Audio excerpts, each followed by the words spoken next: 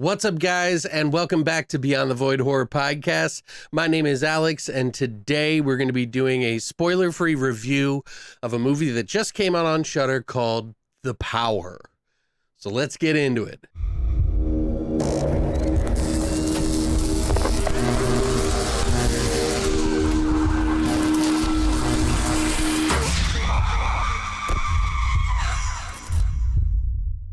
So I saw The Power pop up on Shudder. It is in one of the lists I have for watching movies that I want to review. I think I remember watching the trailer, but I had forgotten pretty much everything about the trailer whatsoever. Now, supernatural films, like, you know, a lot of people are kind of up in the air. Like, we like them, but they can be done wrong pretty well. And some of them, they tend to traipse over familiar territory that we've already seen in supernatural films.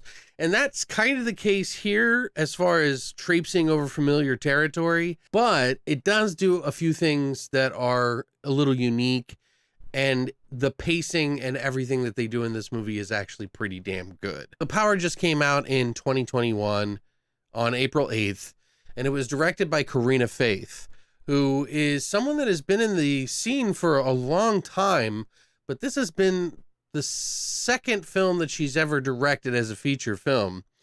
And it is the first time in 16 years that she's done a feature. And I think that she did a really good job. She's done movies and written for The Innocents. She also did a movie that she wrote and directed called Ashes back in 2005. That was her first feature film. She's brand new to me. So what is The Power about? Well, it takes place in 1973, where a British nun is forced to work the night shift in a hospital while these miners who are going on strike keep shutting off the power. But inside these walls of this hospital, in this pitch black of night and only a lantern by her side, the terrifying presence threatens to consume her and everyone inside the hospital.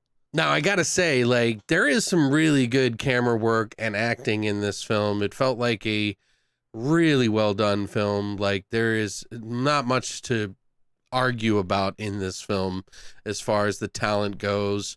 It seems like everybody kind of knows what they're doing.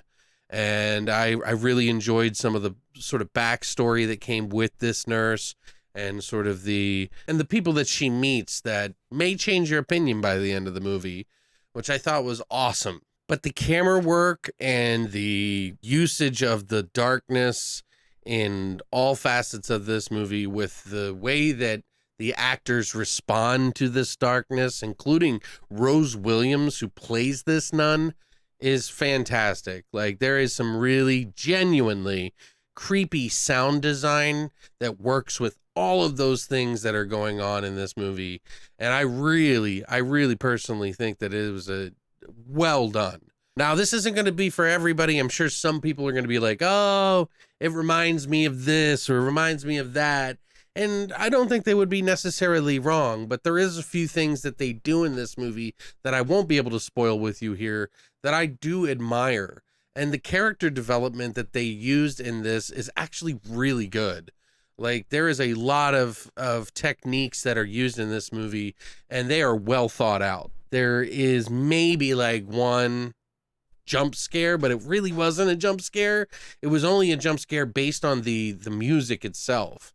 So we're dealing with a lot of really slow burny kind of vibes, but it's not that slow as far as enjoyment value goes.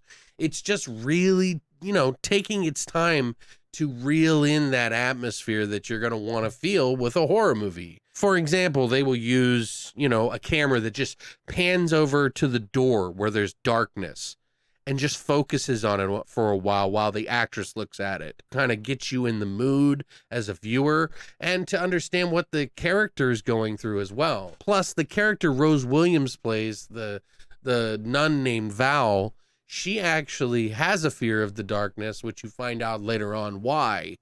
But they really kind of prey on this, and it's a really good combination that they didn't shy away from that in the beginning. Pushes the viewer into this space where they are kind of trapped. The usage of the power always constantly going out and having to use a lantern is fucking genius. I thought that was a great idea as far as like writing goes and it added to this movie like tenfold. You know, there's some ghost movies that I see that can get really physical, and this one, it does get a little physical with some of the characters and stuff, but you don't see the ghosts that much. It's more of like the vibe that you're feeling with these ghosts.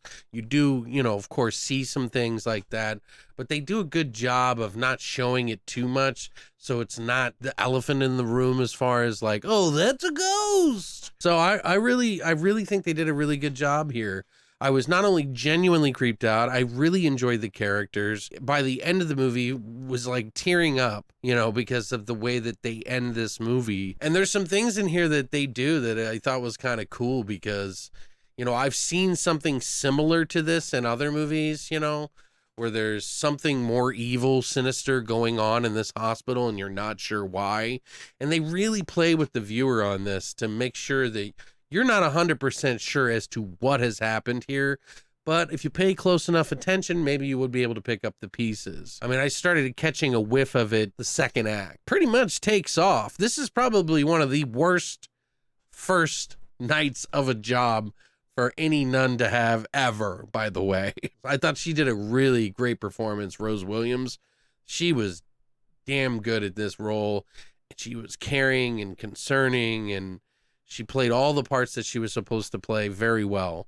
And I'd like to see more from her. There is a lot of different characters that will throw you off the scent too that are in this movie as well. So pushes you into this creepy environment and then does things that you would not expect with a story that may be a little familiar. With that said, I mean, I thoroughly enjoyed it. I'm kind of tossing around maybe like an 8 or an 8.5 for the total of this entire movie. It could be higher for other people, but for my personal interest, I would say about 8, no more than 8.5. But it is damn good, and I'm pretty impressed with how they did this film.